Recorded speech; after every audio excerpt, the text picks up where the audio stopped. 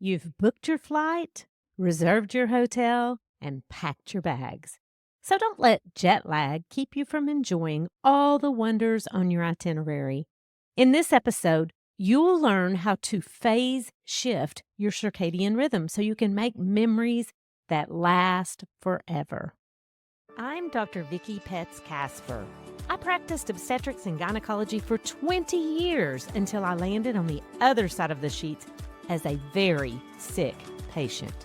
When my own body betrayed me, I took a handful of pills to manage my disease and another handful to counteract the side effects.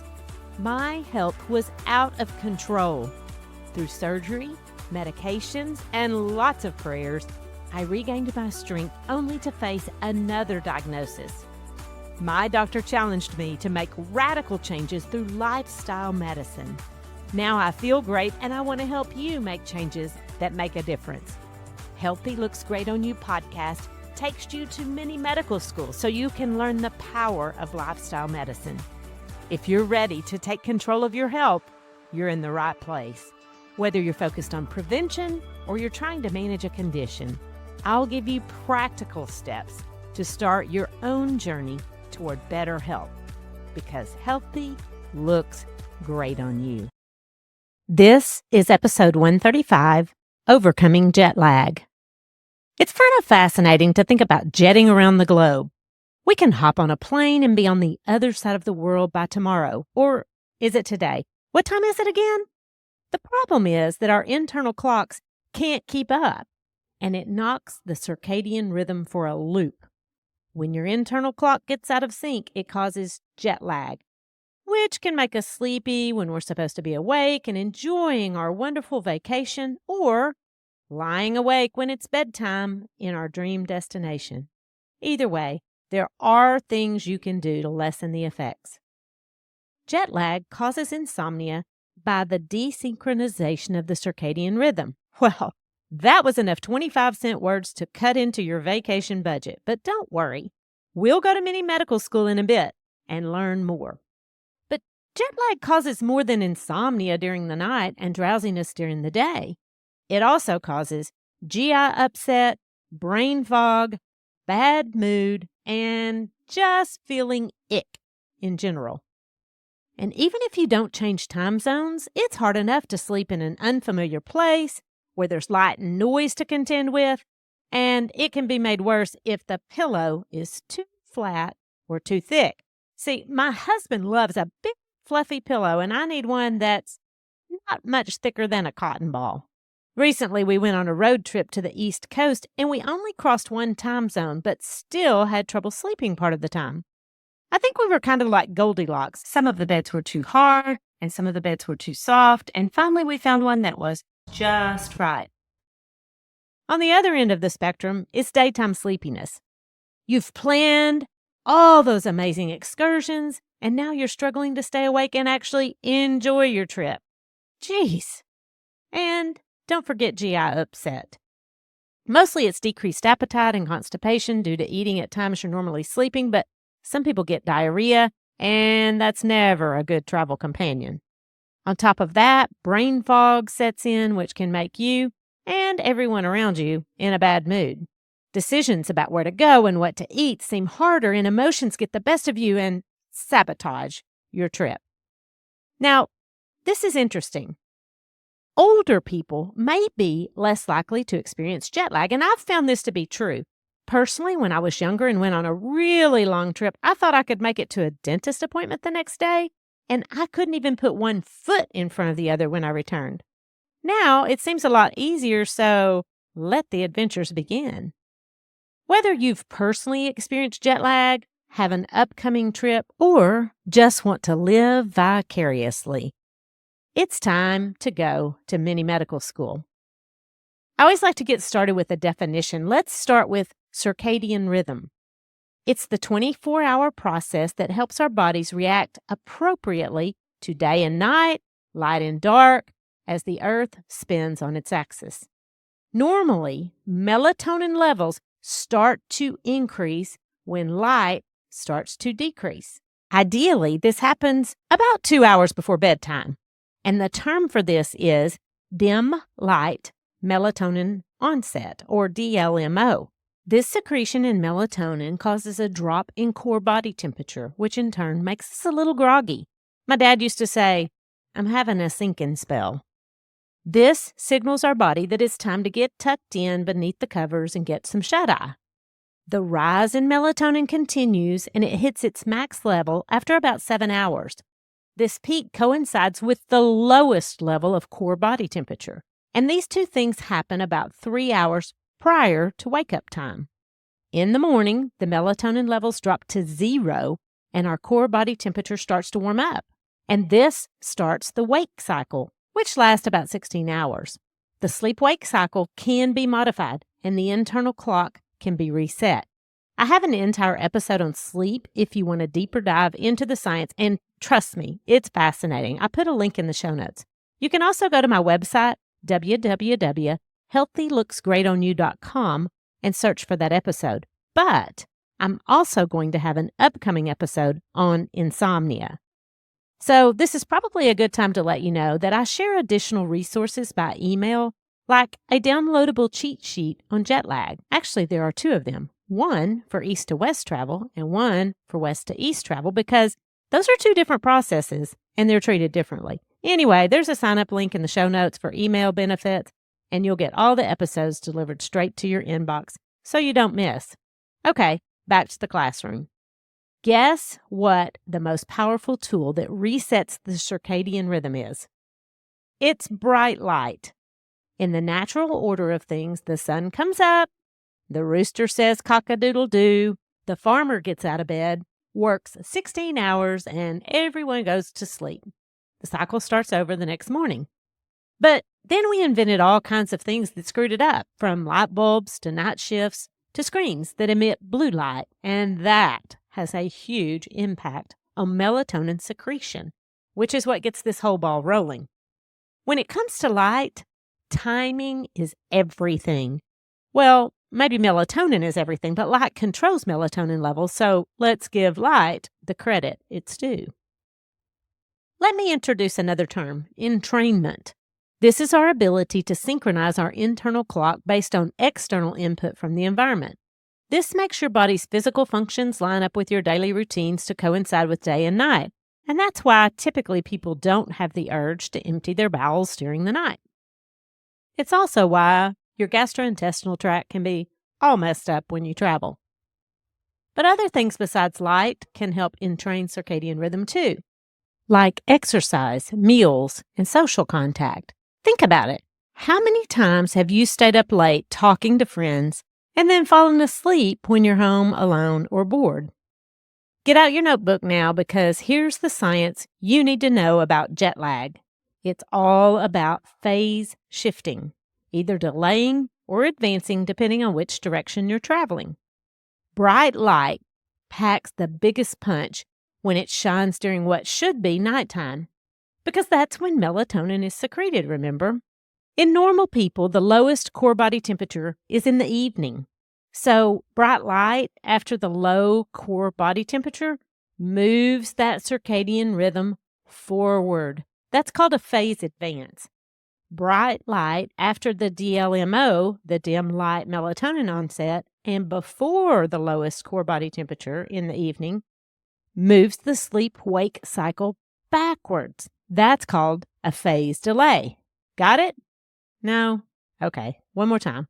Bright light after the body cools down moves the internal clock forward, and bright light after the dim light melatonin onset, but before the body cool down, moves the clock backward. The problem is that even though bright light shifts the internal clock, this effect is delayed. So when you fly to a different time zone, your body needs several days to adjust. The more time zones you cross, the more time it takes for your body to naturally reset. And all this talk about melatonin just might make you wonder, can I take melatonin to help shift the internal clock? I'm so glad you asked. The answer is yes, but the action depends on the timing. Melatonin is a phase shifter. What time of day it's taken can affect the sleep-wake cycle. So if you take it late in the afternoon or early in the evening, That causes a phase advance. And if you take it in the morning, it causes phase delay. Melatonin can also be sedating. The power of sedation and phase shifting is greater when melatonin is taken at a time when the body's pineal gland is not normally secreting it. That's why melatonin is more effective for jet lag than it is for sleep at bedtime. We'll talk more specifics about melatonin doses in a minute. Even without treatment, your circadian rhythm will adjust on its own. Hopefully, that happens before your trip is over. How long will it take? Well, that depends on how many time zones you cross and which direction you travel. People who jet set around the globe for a living may experience more long-term health effects than those of us who occasionally take a big trip. Typically, it takes about 1 day to adjust for one time zone if you're traveling eastward. So if you cross more, it takes longer. Westward travel is a little easier, and your body can compensate for 1.5 time zones per day. Your body's less confused when you travel west because the days are lengthened rather than shortened like they are when traveling east. And if you're wondering why that matters, it's because your internal clock is not exactly 24 hours. It's just a tad more. So stretching out a day more closely matches the natural rhythm. Go west, young man. You'll feel better. Now, if you can sleep on the plane, you'll get a head start, but most of us just nap and wake up with a stiff neck. So let's transition to treatment. The goal is to sleep at night and stay awake during the day. So your internal clock needs to align with where you are instead of where you've been. It will happen naturally, but wouldn't it be nice if you could speed up the process and hit the ground running in paradise? Then go straight back to work when you get home. If your trip is shorter than 3 days, then forget it. You'll have less jet lag when you get home if you just stay on your home time zone so you don't miss a beat when you get back. You can try to take a sleep aid at night, then power through the day with caffeine, but of course there are risks with that. But let's assume you're traveling for more than 3 days and you want to treat or prevent jet lag.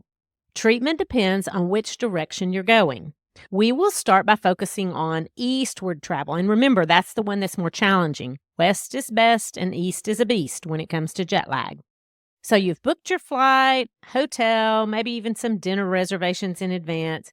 And now it's time to prepare to reset your internal clock. For eastward travel, your circadian rhythm needs to advance to the new time zone. Remember, it's all about timing of light and melatonin. During the times you need to avoid light, you might try a sleep mask. Start 3 days prior to your scheduled departure, and I recommend just put it on your calendar. There are even apps you can use. But here's the prescription. 3 days before takeoff, set your alarm 1 hour earlier than you normally wake up. Get up. Get some bright light exposure. If the sun isn't up yet, you really want to maximize the effect. You could use a light box. But try to mimic the time you'll wake up in your destination by getting maximum light exposure at that time. Then, darken the room and go to bed 1 hour early. And get that dim light exposure 1 hour before your new sleep time. Then each day, move it up another hour. When you arrive at your destination, be intentional about light. If you're crossing 3 to 5 time zones, avoid sunlight early in the morning, but soak it up when you're up and around. If you're crossing more than 5 time zones, avoid bright morning light altogether and wait until afternoon to get out in the sun. The idea is to ease into the new time zone. Having said that, once your phone changes to the new time zone, don't think about it. Don't even talk about what time it is at home. When in Rome, do as Romans do and live in their time zones without saying, well, back home, it's 3 a.m. Food is important too. Eat a hearty breakfast about 30 minutes after your new wake-up time. If you do want to use melatonin, I recommend 3 milligrams. Pack it in your suitcase and don't take it until the evening after you get there. I am not a big fan of taking benzodiazepines or sleeping pills, but if you do, don't take melatonin with them because it might cause oversedation and impaired ability to think or drive. And you might want to skip that glass of wine on the plane too, because that just compounds the problem. If you're like me and you're addicted to caffeine, you'll need a jolt to get you going in the morning. Don't overdo it, but a couple of cups of coffee or tea when you get up will help you feel more alert. And if you're going far away and crossing 8 or more time zones, then just try to delay rather than advance your sleep-wake cycle. Get up and get sunlight first thing in the morning and start dimming the lights in the early evening. Let's talk about going west. And remember, traveling west is easier. I'll say it again so you can remember, west is best and east is a beast. The goal with traveling west is to delay the circadian phase. Just try and stay up later and use light to cue your body that it's daytime and not bedtime. Keep the lights on and get as much sunlight as you can in the afternoon and the early evening. Keep the lights on until about an hour before you get under the covers, and then only dim light. After the new bedtime, avoid bright light. And melatonin doesn't really help much with westward travel unless you're going to the ends of the earth on the far side. Then you can take 3 milligrams at bedtime. Always try and balance naps and caffeine for optimal effects. And as far as breakfast, the same rules apply. Eat a hearty breakfast within 30 to 45 minutes after wake-up time. Eat a complex, carbohydrate-rich diet 2 to 3 hours before the new sleep time. And when you get back home, melatonin may help you recover. You can take 0.25 milligrams about 3 to 4 hours before bedtime. If about an hour before you're trying to sleep, you're still wide awake, repeat 0.25 milligrams. This is a lot of information on top of your itinerary and your packing list, so I've tried to make it easy with 2 free downloadable graphics, one for eastward travel and one for westward travel. This has been a lot of information, and you may be thinking, well, that's really interesting, but would you just tell me what to do? Okay, here's what's on the guide. If you're traveling east, remember east is a beast, so you might want to prepare about 3 days in advance. Go to bed and wake up 30 minutes early or an hour early if you can do that.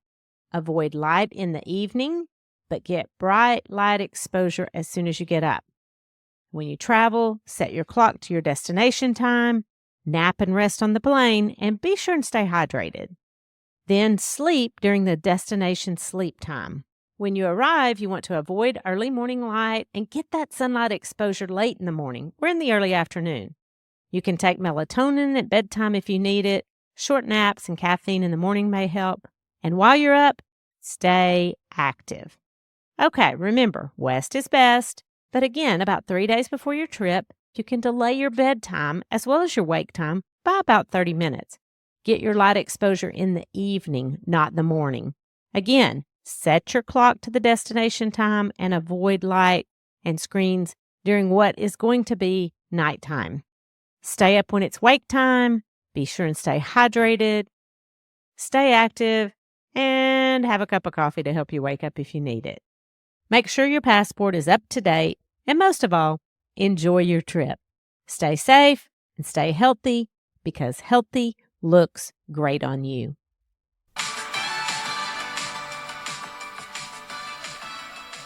The information contained in this podcast is for educational purposes only and is not considered to be a substitute for medical advice. You should continue to follow up with your physician or healthcare provider and take medication as prescribed. Though the information in this podcast is evidence-based, new research may develop and recommendations may change.